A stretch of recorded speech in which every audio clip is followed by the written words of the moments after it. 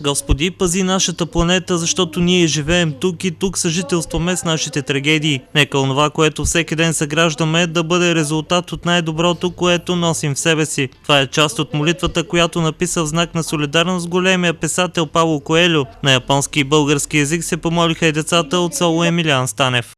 Изпращам вярата, надеждата и любовта на децата на България до всички японски деца, до всички хора загубили, близки, до всички ранени, облъчени, евакуирани. Не канонична, не църковна, а човешка молитва за доброто на японците, да покажем своето милосърдие в чисто човешки план. Силата на японската нация, сплотеността им в голямата трагедия накара целия свят да отправи поглед към страната на изгряващото слънце. Въпреки огромните разрушения, вече всички вярват, че от кризата има изход. Мисля, че те ще успеят да се справят с тази криза.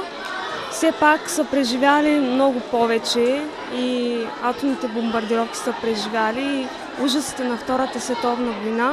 Своят малък жест към Япония дадоха и най-малките ученици от Емилиан Станев. Претърпяха голямо бедствие, имаше земетресения от много висока степен и след това цунами, което заля 5 км. Аз съм сигурна, че те като един феник ще се измъкнат от пепелта и пак ще се оправят. Ще се моля, да, и както знам, мисля, че и много други страни се молят за тях. Да има повече живи, да не умират хора. По-скоро да няма толкова жертви.